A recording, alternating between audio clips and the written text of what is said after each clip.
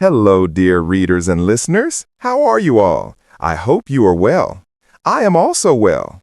If you like our video and subscribe to the channel, The Hidden History of America, it will be even better. Anyway, without further ado, let's get back to the story. Let's go! I can provide you with a compelling, well-researched hook and the initial section of a factual American historical narrative that is astonishing, informative, and tailored for a U.S. audience. The suggested story focuses on a crucial but often overlooked period of U.S. history, rich with intrigue, high stakes, and surprising facts. The Unseen Architects, Washington's Secret War, and the Birth of American Intelligence. The date is November 1, 1780. Imagine the war is already lost. The Continental Army, freezing, starving, and unpaid, is a fractured shadow of its former self. Benedict Arnold, a celebrated hero turned traitor, has delivered West Point to the British. General George Washington is reeling, facing mutiny from within and total collapse from without. He desperately needs a victory, but more than that, he needs knowledge. He needs to see through the fog of war, past the enemy's lines, and into the very chambers where British strategy is forged. The astonishing truth of the American Revolution is this: the nascent nation did not win solely through heroic musket fire and moral fortitude. It was won by a shadow war, a highly improbable, deeply clandestine intelligence network cobbled together by a farmer, a tavern keeper, a Quaker woman, and a handful of daring agents whose identities remained state secrets for over a century. This is the factual, astonishing, and forgotten story of the Culper Spy Ring. A venture so audacious, so fragile, and so consequential that it not only saved Washington's army, but directly secured the victory at Yorktown, permanently shaping the nature of American power, secrecy, and self-preservation. Part 1. The Genesis of the Invisible Army, 1778 to 1779. Chapter 1. The Long Island Shadow. By 1778, the war for American independence was a punishing, bloody stalemate centered around New York City, the crown jewel of the British occupation.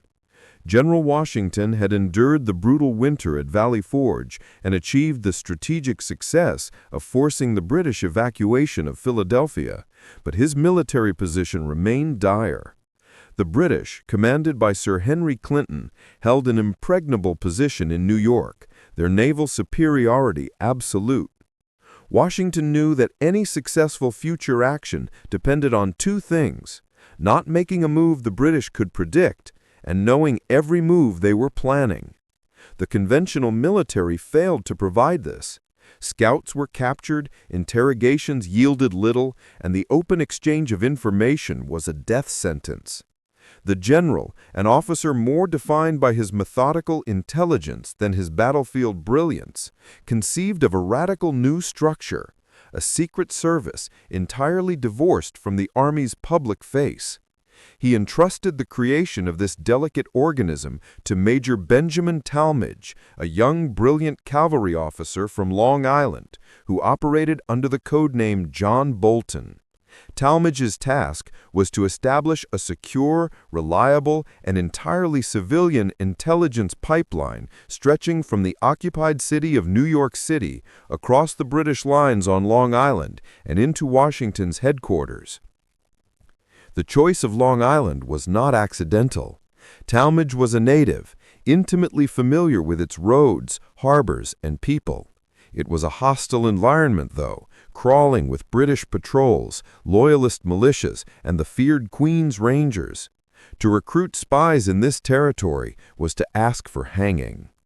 Chapter 2, The Ring is Forged. The core of what would become the Culper Ring was formed by three key figures, each an unlikely hero in the grand tapestry of the Revolution. Abraham Woodhull, codenamed Samuel Culper Sr., was a farmer and magistrate from Setauket, Long Island. Woodhull was initially hesitant, tormented by the fear of being discovered and by the risk to his family. His connection to Talmadge was schoolboy friendship, a bond of trust far stronger than any oath of allegiance. His anxiety, ironically, became his greatest asset. He was cautious, meticulous, and agonizingly slow, which, in the world of espionage, translates to survival. Woodhull's role was to be the initial collector and courier of raw intelligence. He would travel into Manhattan under the guise of trading agricultural goods, gather information, and bring it back to Setauket.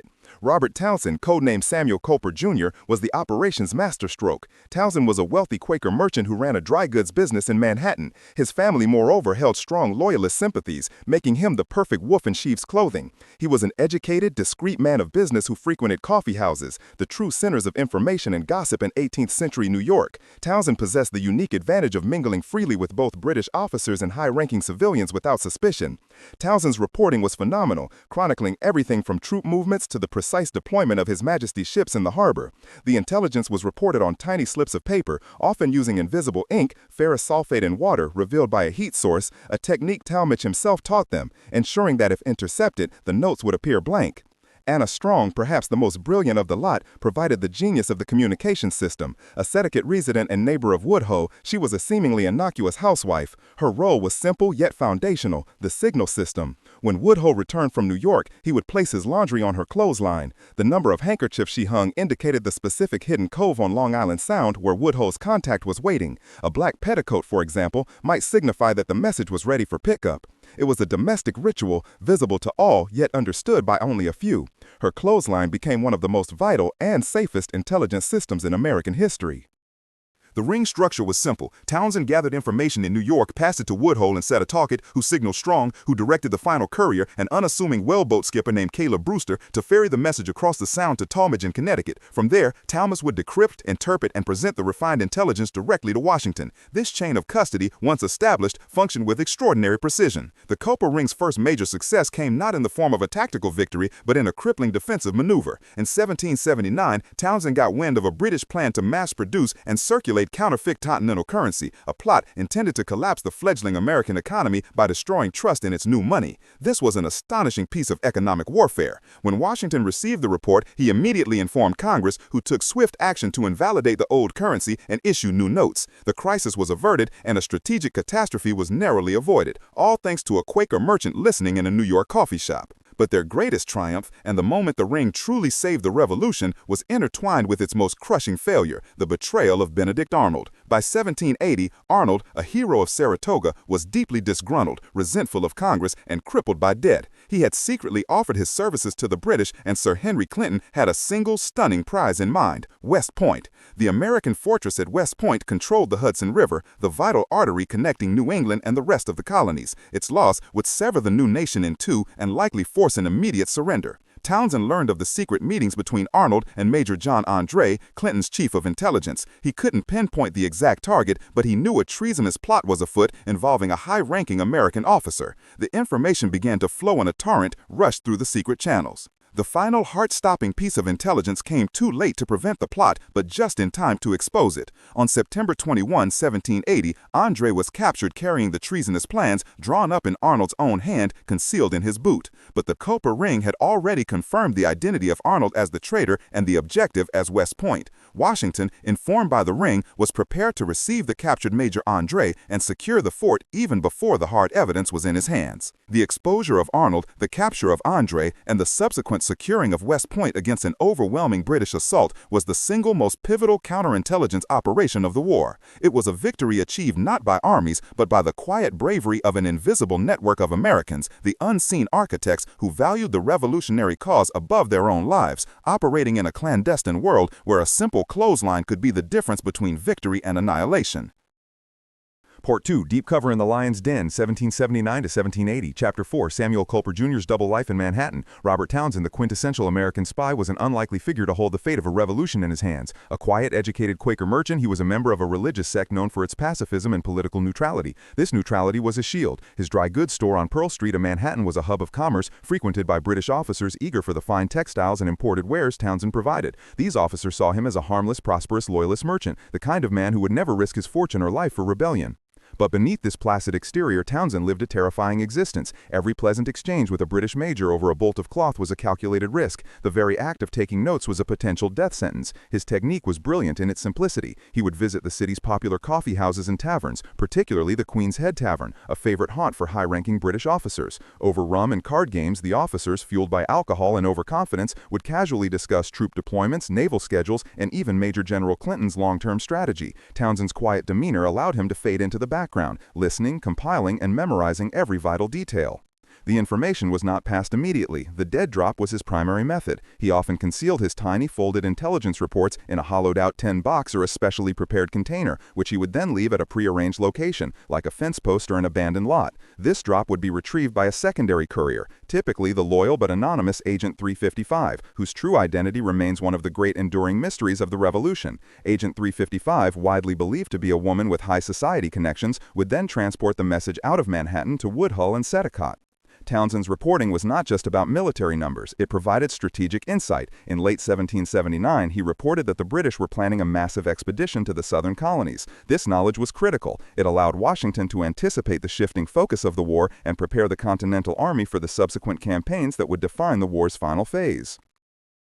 Chapter 5. The Longevity and Success of Codes, Ciphers, and Invisible Ink. The longevity and success of the Culper Ring rested on its flawless security protocols, which were surprisingly advanced for the era. Major Talmadge John Bolton enforced 3 layers of security to protect the identity of his agents and the contents of their messages. Code names. Every member and major player in the war was assigned a numerical alias. This was the first line of defense, ensuring that intercepted letters, while they might mention troop movements, would never mention a real name. George Washington was Agent 711. Talmadge was John Bolton. Abraham Woodhull was Samuel Culper Sr. Robert Townsend was Samuel Culper Jr. New York was 727. The Culper Cipher. Talmadge devised a numerical substitution cipher consisting of 763 code numbers representing common names, places, and military terms. This was an astonishing achievement in cryptography, one that the British intelligence network was never able to break, despite repeated attempts. For example, the number 76 stood for Colonel, 118 meant artillery, and 727 was New York. A message about British cannon in the city would appear as a seemingly random string of numbers, impenetrable without the unique code key. Sympathetic stain, invisible ink. This was the ultimate security measure. All messages, whether in cipher or plain text, were written in invisible ink, also known as sympathetic stain.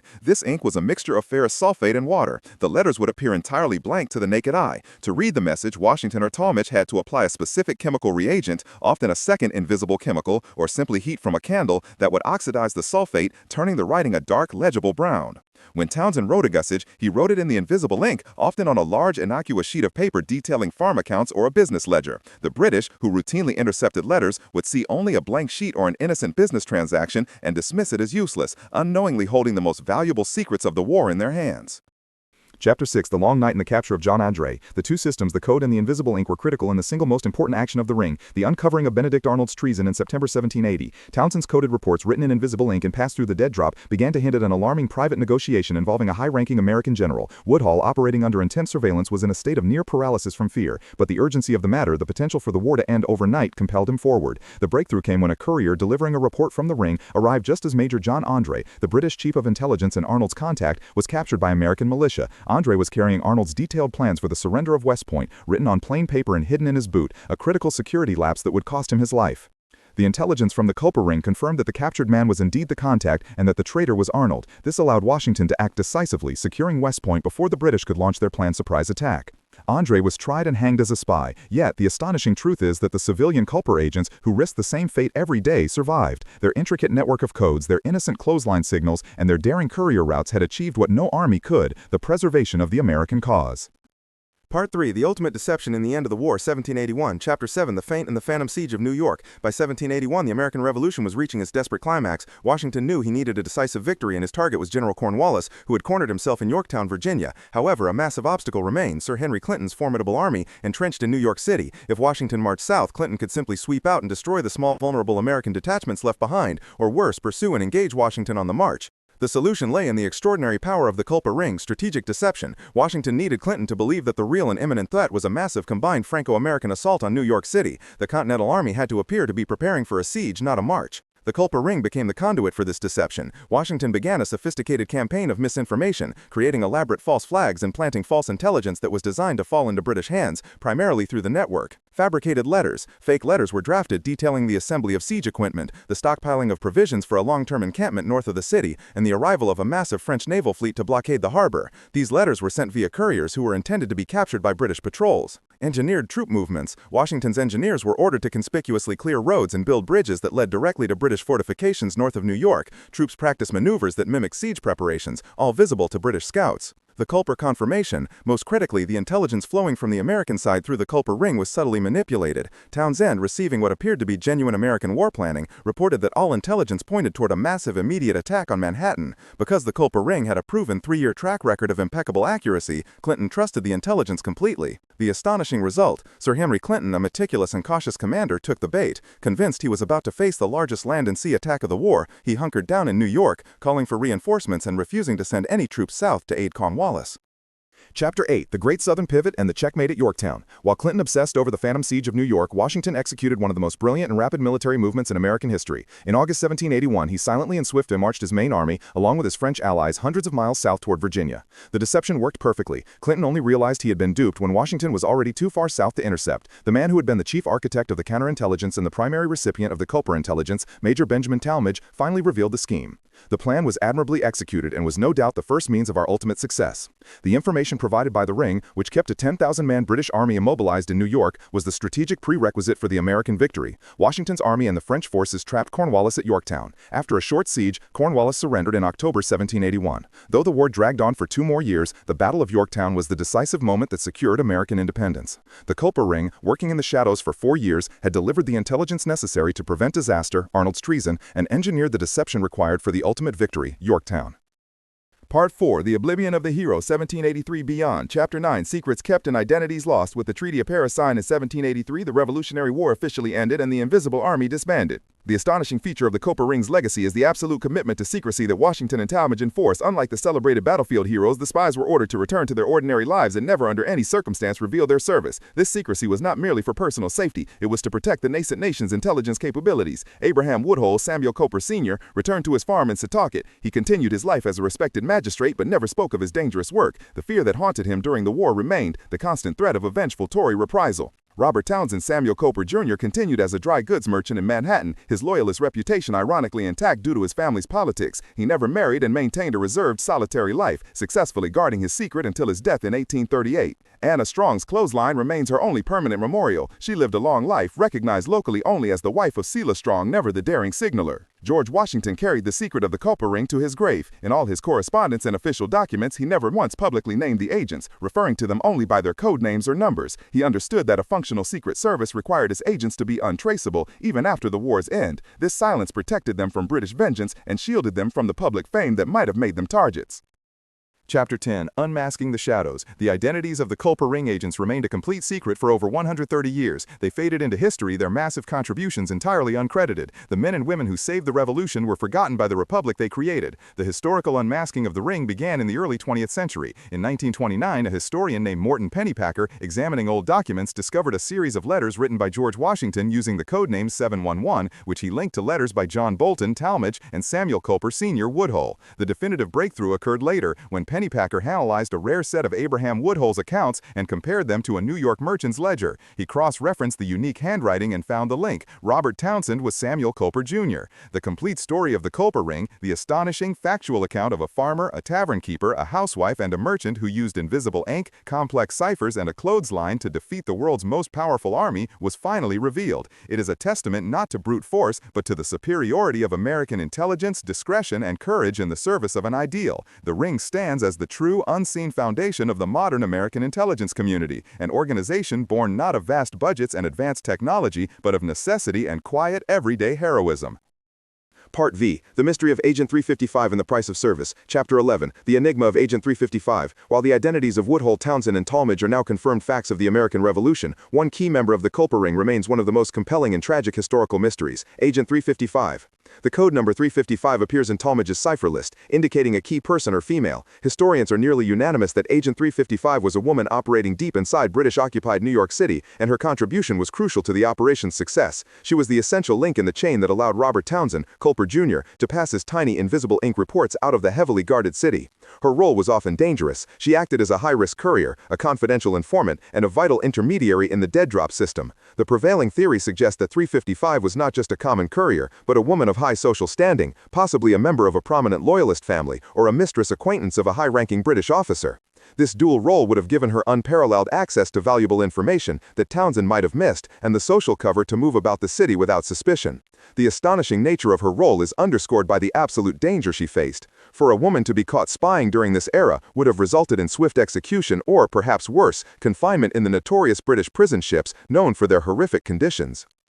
Chapter 12, The Capture and the Prison Ship. The historical record for Agent 355 tragically ends with a single chilling reference that speaks volumes about the sacrifice of the unseen operatives. The prevailing and most accepted theory is that Agent 355 was betrayed and captured sometime in late 1780, likely shortly after the exposure of Benedict Arnold's treason. The details of her fate are pieced together from fragmented coded correspondence between Talmadge and Washington. The intelligence suggests she was apprehended by the British and incarcerated on the infamous HMS Jersey, one of the decaying prison ships anchored in the waters around Wallabout Bay near modern-day Brooklyn. The conditions on the prison ships were appalling, a dark, crowded hellhole where starvation, disease, especially smallpox and typhus, and brutal treatment were guaranteed. Tens of thousands of American prisoners of war died on these ships, more than died in all the battlefield fighting combined. The horrifying detail associated with Agent 355 is the suggestion that she may have been pregnant at the time of her capture, possibly with the child of a British officer whose trust she had cultivated to extract secrets. If true, her suffering would have been exponentially worse. Historical accounts and oral tradition suggest she gave birth to a child while aboard the prison ship and later died in captivity, never revealing the identities of her fellow agents. Her silence, even under such duress, ensured the survival of the Culper Ring and allowed the flow of intelligence to continue through other channels until the war's end. Her ultimate sacrifice underscores the profound difference between the celebrated heroes of the battlefield and the secret warriors who paid the ultimate price in obscurity.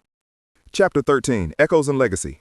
The successful concealment of the Culper Ring's operations established a foundational precedent for American intelligence, secrecy as a weapon of war and a shield for the Republic. The legacy of the Ring is evident in several astonishing factual observations. Pioneering counterintelligence, the Culper Ring was the first American military organization dedicated purely to counterintelligence, proving that knowledge and deception were superior to merely matching force. The power of civilian spies. The Ring's success demonstrated Washington's genius in recruiting highly motivated non-military civilians whose cover stories, farmer, merchant, housewife, were impenetrable to the enemy. The birth of American tradecraft. The systematic use of the numerical cipher, invisible ink, code names, and dead drops established the basic tradecraft that would inform American intelligence gathering for the next 2 centuries. Washington's insistence on the absolute integrity of the chain of command, only he and Talmadge knew the full roster, ensured the Ring's security.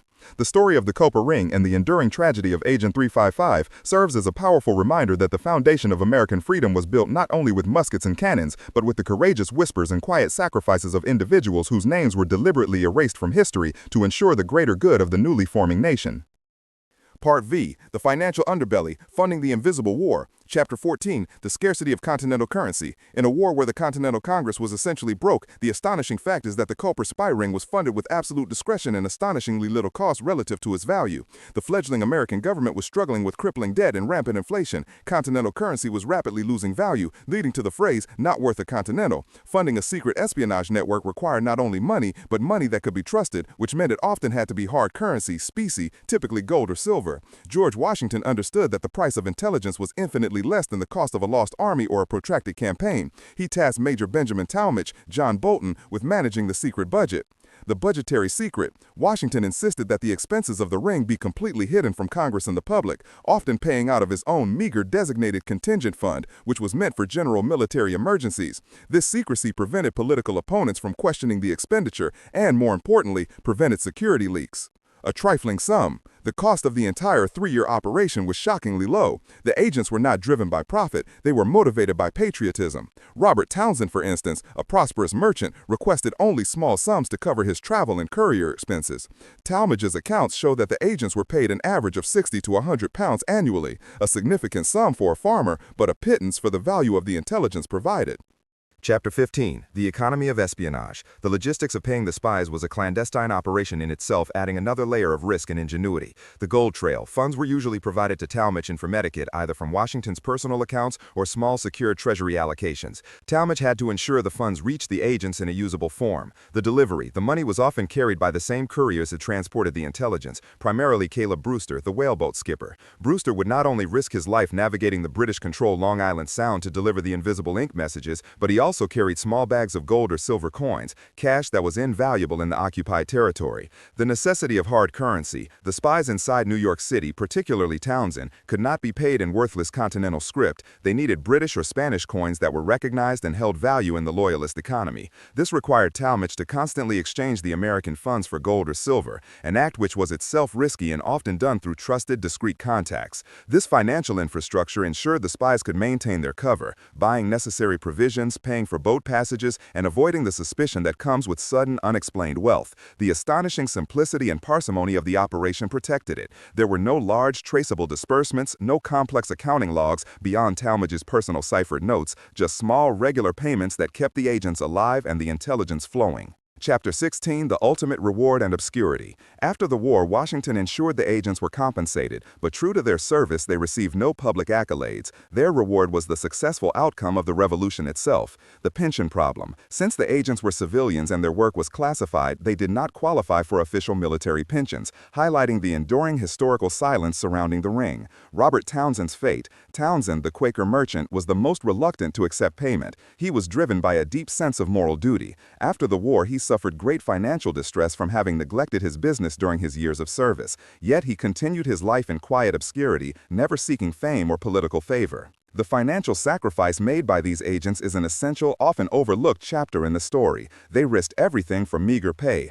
operating with a selflessness that contrasts starkly with the profit-seeking nature of many wartime contractors. They were the original patriots who understood that the true value of their work was not monetary, but the birth of the Republic. Part 7. The Lasting Imprint. Washington, the Presidency, and American Intelligence. Chapter 17. The Spy Master Becomes President. George Washington's experience as the Commander-in-Chief, heavily relying on the Culper Ring, profoundly shaped his views on governance and national security. When he became the first President of the United States in 1789, he carried the lessons learned from Talmadge, Townsend, and Woodhull into the highest office. This is an astonishing but factual link between a secret wartime operation and the establishment of government protocols. The key lesson Washington learned was the essential necessity of intelligence independence. During the war, he realized that Congress, a large and often contentious body, was too slow, too prone to leaks, and too politically driven to manage sensitive espionage. Executive prerogative and secrecy. Washington's insistence on absolute executive control over intelligence funding and operations during the war informed his early presidential actions. He firmly believed that foreign affairs and intelligence gathering were the exclusive domain of the executive branch, a view that laid the philosophical groundwork for future American intelligence agencies. The power of the secret purse. Even as president, Washington needed to fund covert operations without public scrutiny. In the early 1790s, he successfully lobbied Congress to establish a contingent fund for foreign intercourse, essentially a secret service fund that allowed the president to pay agents, gather intel, and conduct diplomacy without line-item disclosure. This fund, established in 1790, is the direct financial descendant of the money Talmadge used to pay the Culper agents. Chapter 18. The Blueprint for Modern American Tradecraft. The practical methods developed by the Culper Ring became the unwritten rules of early American intelligence, a foundational body of tradecraft that predates any formal spy agency by over a century. The rule of discretion. The ring demonstrated that the most effective spies are not trained soldiers but civilians with impeccable cover, merchants, farmers, women of society. This concept of using non-obvious cover persisted in American intelligence long into the 20th century. Layered communications. The Culper Ring system of code names, numerical ciphers, and invisible ink was a blueprint for secure communications. It taught American leaders that security depends on layered, redundant protection, ensuring that a breach in one layer, like the discovery of the invisible ink, does not compromise the core information, the cipher. Agent 355's warning. The tragic fate of Agent 355 served as a permanent, silent warning to intelligence professionals. The ultimate risk of betrayal and capture requires an unyielding commitment to operational security and a willingness to accept profound sacrifice. Chapter 19, The Silent Legacy. The history of the Culper Ring is a testament to the fact that the United States was born with a secret service, a sophisticated, functional intelligence network that was instrumental in its founding. Today, nearly every major intelligence failure or triumph is measured against the standards of security and effectiveness set by this amateur, yet astonishingly professional wartime operation. The agents of the Culper Ring lived out their days as shadows, allowing the republic they saved to flourish. Their identities, once erased from history to ensure their safety and the integrity of the state, were eventually revealed, finally giving them the quiet, profound recognition they earned through their courage. The farmer, the merchant, the magistrate, and the brave woman whose name we still do not know, together form the very first and one of the most successful chapters in the history of American intelligence. The enduring legacy of the Culper Ring is not just a thrilling tale of espionage, but a factual, powerful origin story. America's revolution was won by the strength of its ideas, the resilience of its soldiers, and the astonishing secrets carried on a single Long Island clothesline. Hey friends, this story ends in Chapter 19 of Season 1, Part 7. To get the next season, complete 1,000 subscribers and 2,000 likes on our channel, The Hidden History of America. Thank you so much for taking your valuable time to listen to the story. Don't forget to like and comment.